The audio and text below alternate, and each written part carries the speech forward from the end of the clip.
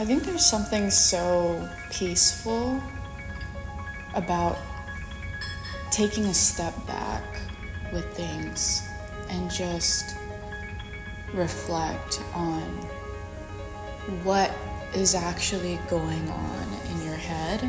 I have a lot of areas within myself where I haven't fully accepted and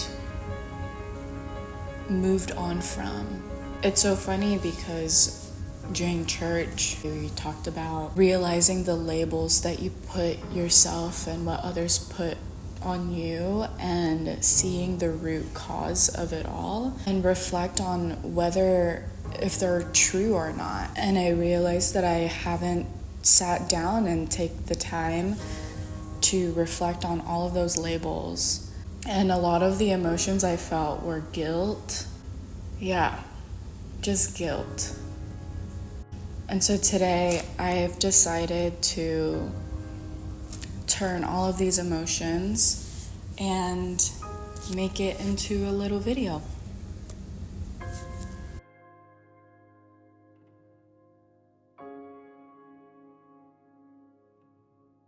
I think what's so hard about changing and moving forward is the fact that you have to accept everything and anything that happened in the past, despite the emotions tied into all of those sequences.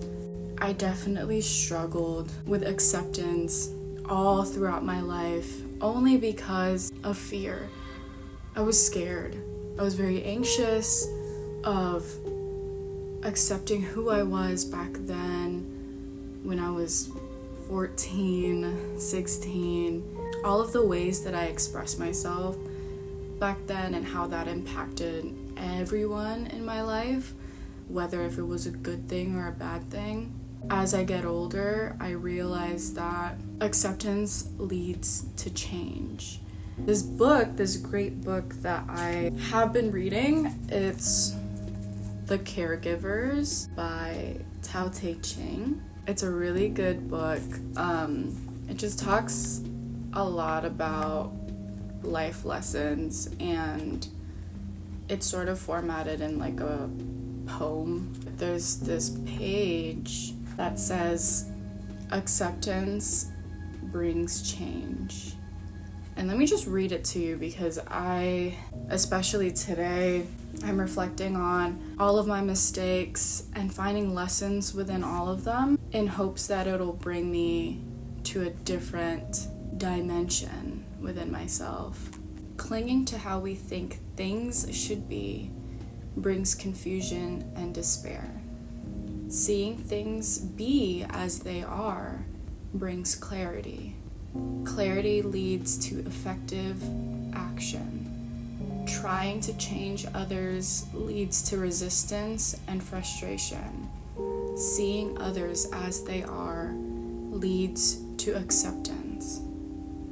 Acceptance leads to change. I can definitely relate this back to how I was feeling like 6 years ago when my family was dealing with my little sister being sick. In the heat of the moment, I didn't really attain being present with the fact that all of this was happening in our lives.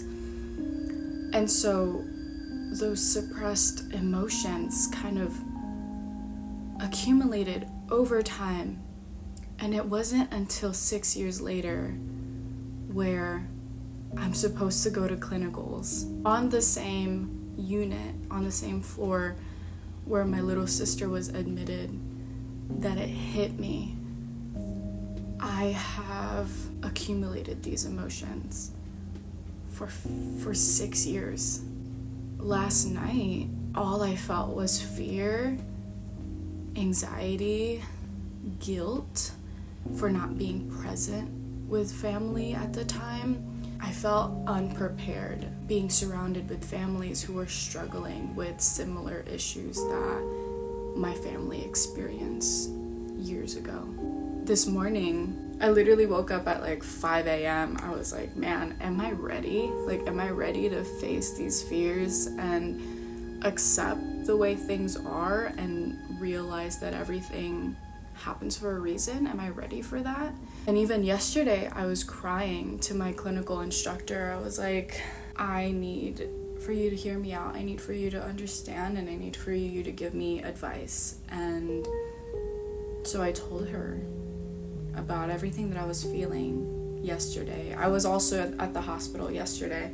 Told her how hard it was to even be in the same room where the families were emotionally drained. It was a unit where these kids are already waiting for discharge.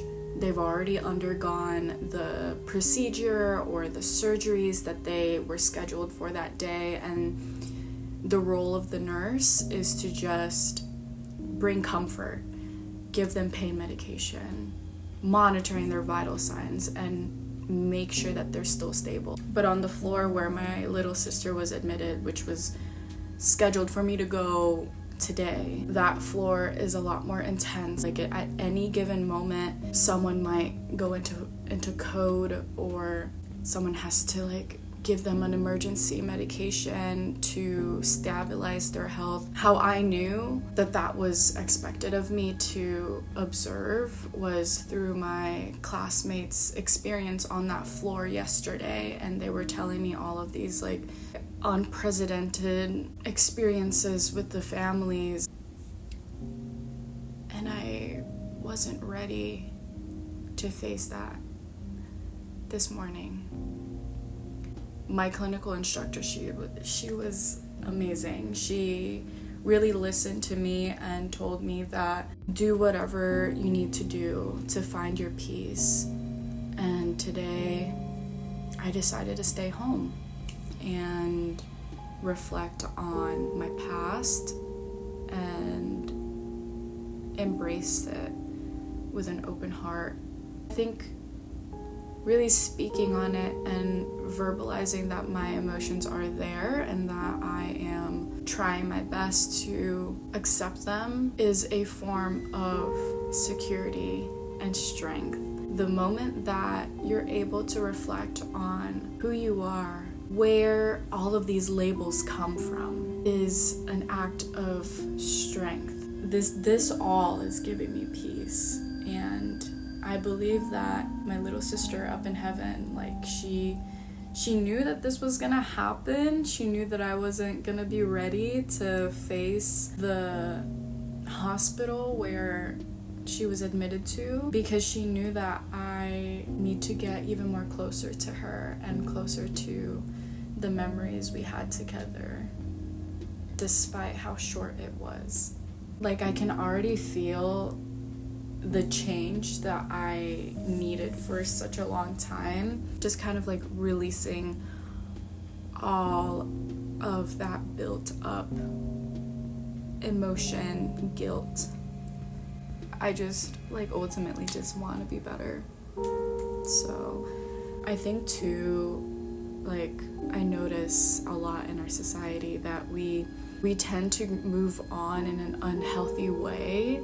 Like, for example, relationships, like whenever people break up or whatnot, like there's this, for some reason, like there's this behavior where we want to reach clarity so quickly. We would make decisions to kind of blur out the pain. For example, a lot of couples, like the moment they break up, one of them or both of them like end up starting another relationship with somebody just to kind of forget the past, forget the heartbreak. But are you really forgetting, or are you just digging a hole and placing your emotions in there and burying it and hope that it's not gonna resurface at any given point? We always try to find the easy way out with pain and suffering, but at the end of the day, or however long it takes for you to realize, it is not the most efficient way to go about moving on and healing yourself. I had to learn that the hardest way And unfortunately, 6 years later, it resurfaced again. It almost felt like it was supposed to happen this way. I'm supposed to continue my grieving. I'm supposed to feel the way that I feel right now and give myself grace and time to really embody all of these emotions that I've placed on the back burner for 6 years. My instructor and I were actually talking about, like, what kind of nurse do you want to be? And kind of start asking myself questions like that, because, okay, so with that question, she didn't mean like, okay, I want to be a pediatric nurse, I want to be an OR nurse, that sort of thing. She wanted us to reflect on your mission, your entity, your purpose in nursing, and then find a field in nursing where all of those characteristics are listed out and provided for you. What fulfills me as a person and how I can relate it to nursing. The main part is to share my little sister's legacy and continue to empathize these families who are dealing with the similar issues that my family has dealt with. In that way, I'm able to keeping her spirit alive through me. And before I could even do that, I have to heal myself, and I have to accept the way things are, to be selfless to these families. I'm learning so much. I am accepting so much.